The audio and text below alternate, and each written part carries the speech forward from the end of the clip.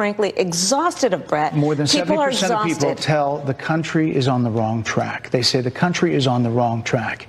If it's on the wrong track, that track follows 3.5 years of you being vice president and President Biden being president. That is what they're saying, 79% of them. Why are they saying that? If you're turning the page, you've been in office for 3.5 years. And Donald Trump has been running for office. But you've been the person holding the office. Come on. Madam You Vice and I President. both know what I'm talking about. You and I both know what I'm talking about. I actually don't. What are you talking about? What I'm talking about is that over the last decade, but people you're the have lever become. Of power. But listen, over the last decade, that loud thumping sound you just heard echo across the fruited plains was the sound of the jaws of every single Democrat in the nation dropping to the floor. Take a look at Polymarket. If you want to know what a disaster of an interview that was, Trump's odds to win the presidency just hit their highest point ever, literally within minutes of that interview. Hey, gang, it's me, Dr. Steve, your Patriot Professor, here to help you stay sane in these insane times. And we're going to survey the fallout from that train wreck last night and what it all really means. So make sure to like, comment, and subscribe. And gang, let's dive right in. Many of us know by now what an October surprise in politics is. It's a shocking revelation just weeks before the presidential election that's intended to irreparably damage a campaign. I mean, think of the Billy Bush tapes back in October 2016 that rocked the Trump campaign, or the Hunter Biden laptop, the infamous laptop from hell that, of course, big tech and the legacy media together tried to cover up. And for the last few weeks, more and more pundits have been asking, what's going to be this election's October surprise? What's going to be the shocking revelation that could influence the outcome of this election? Well, it appears that last night we got the answer, but an answer that no one ever expected. Last night, we all witnessed history. The world witnessed for the very first time a self-inflicted October surprise.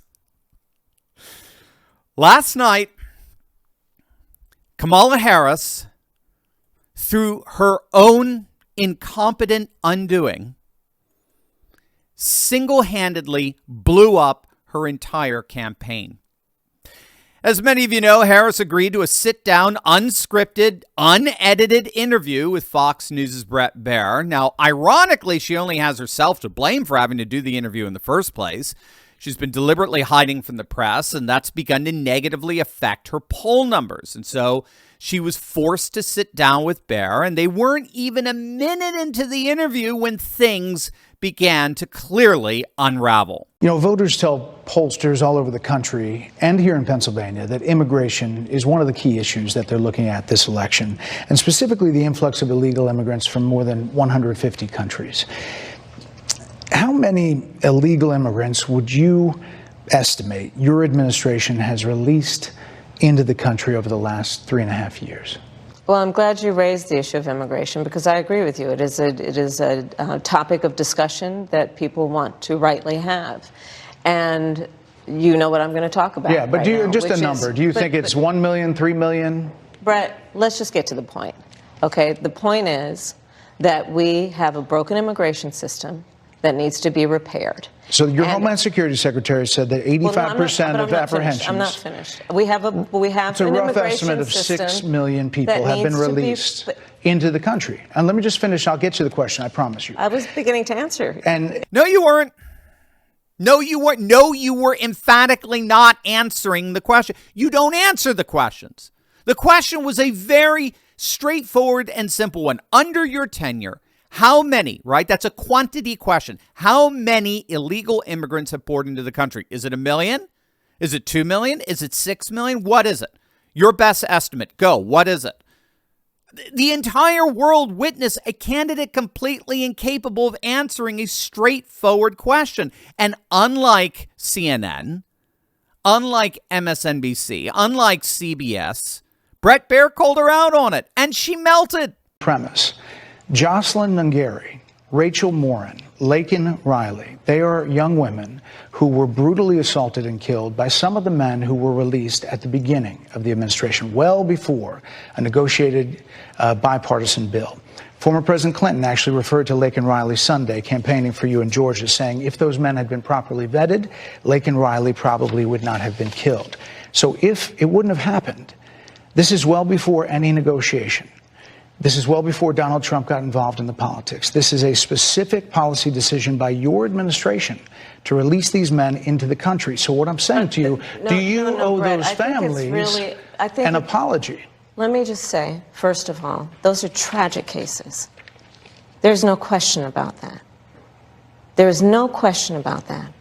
And I can't imagine the pain that the families of those victims have experienced for a loss that should not have occurred.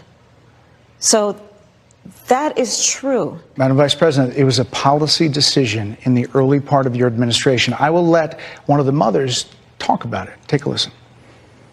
Because of the Biden-Harris administration open border policies catch and release, they were enrolled in the Alternatives to Detention program.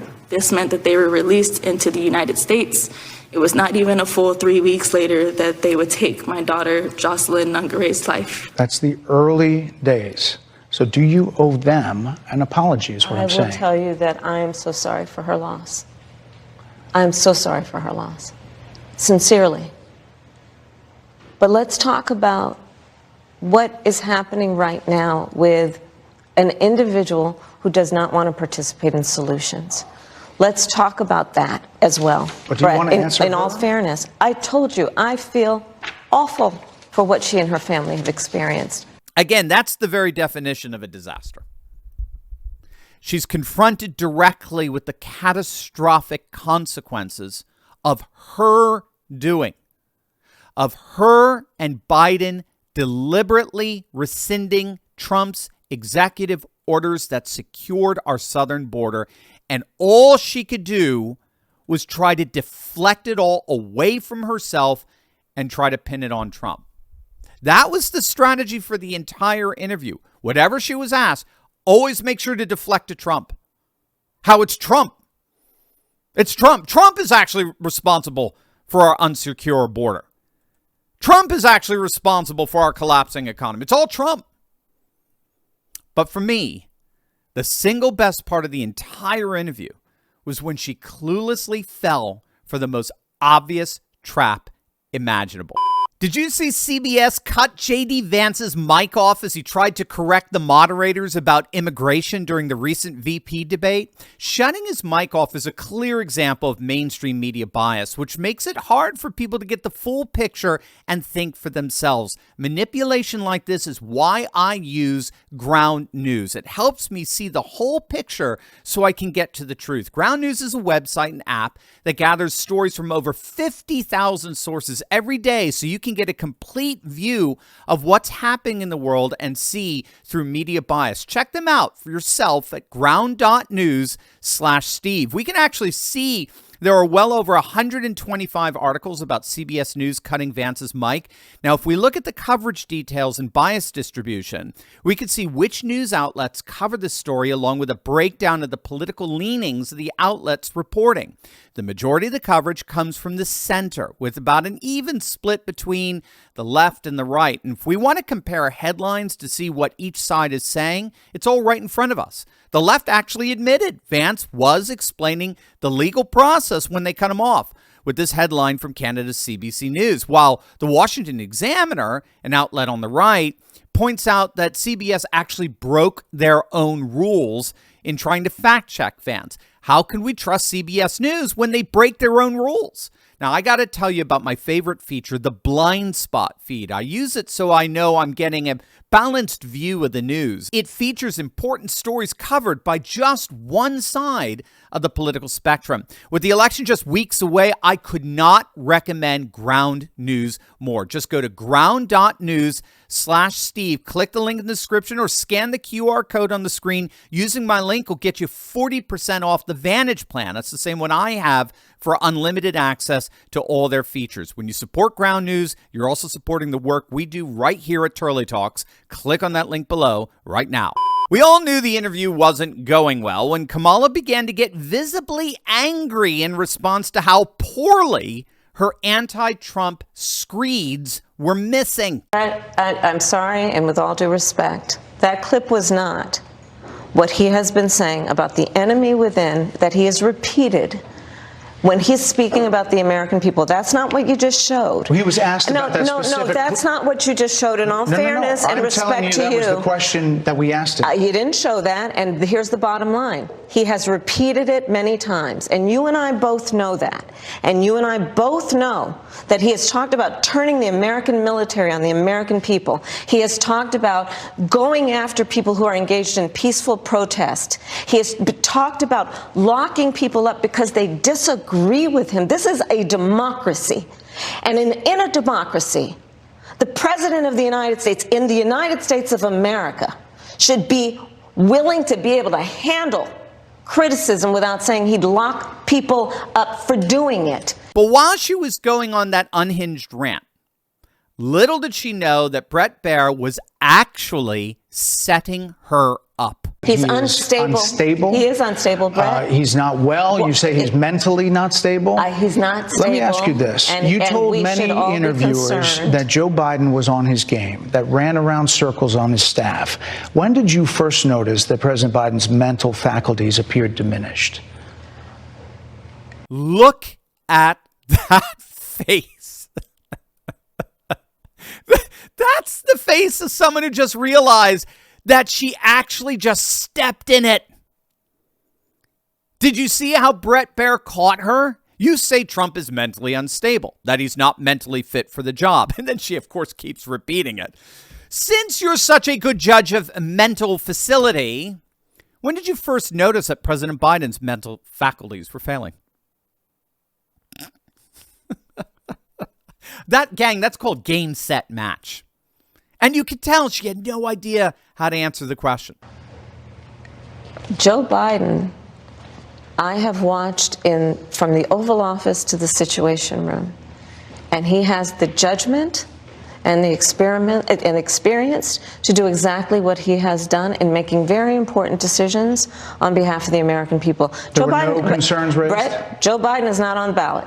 I understand. And Donald Trump but is. You talked about it. And Donald Trump After George Clooney said within a few minutes of talking to President Biden at a fundraiser that he thought this was not the same Joe Biden that we saw on the debate stage. Donald Trump is on the ballot. I understand.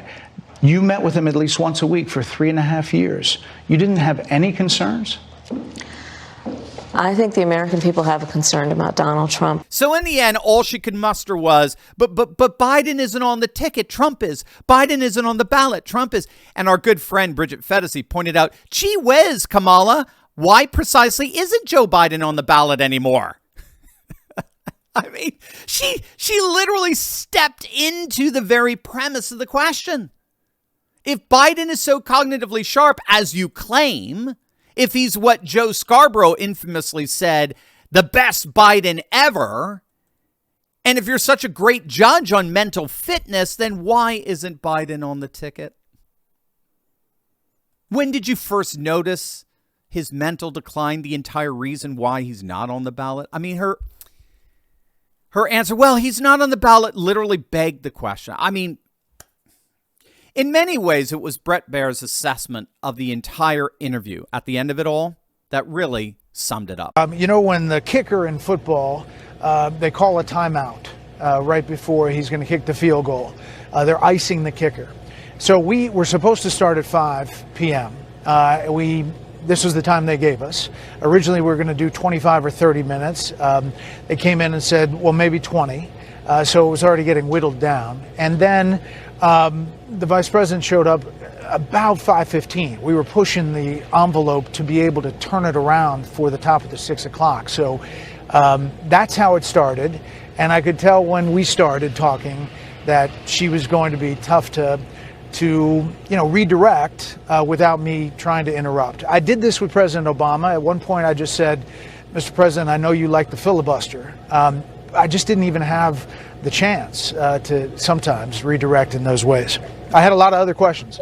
So obviously there were a lot of shenanigans that the Harris campaign was pulling in this Hail Mary. They had to do it. They had to. They clearly thought, for whatever reason, that making the interview all about Trump could move the needle in their direction with Fox News viewers who were maybe on the fence with Trump. I don't know, but the Harris team was clearly uncomfortable and unsure of themselves going in. And then Brett gave us some insight on how it all ended. Dana, you've been on the other side. You've been on the rapper as a press secretary interviewing a president. And, I'm talking like 4 people waving their hands like it's got to stop. So, Martha, I had to dismount there at the end. There's so many things, and she maybe should do more of these. Yeah, that's called throwing in the towel. 4 towels, right? Four staff members waving their hands desperately trying to end the interview as their campaign is ending right in front of their very eyes. They're like 4 horsemen trying to stave off the apocalypse. So what do you say to all of this? I mean, bottom line, last night did not have to happen. Or better, it would not have had to happen were it not for the fact that the Democrats are doing everything they possibly can to hide the single most incompetent person ever to run for this office.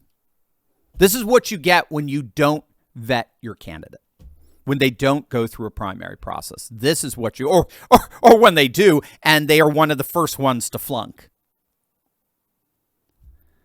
They're doing everything they can to hide her. They're doing everything they can to hide her radical beliefs, to hide her dithering incompetence, to hide her obvious awkwardness from the American people.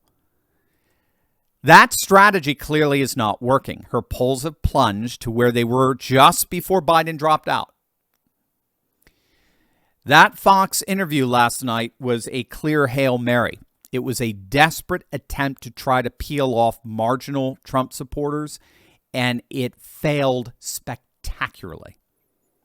To call it a train wreck would be an understatement.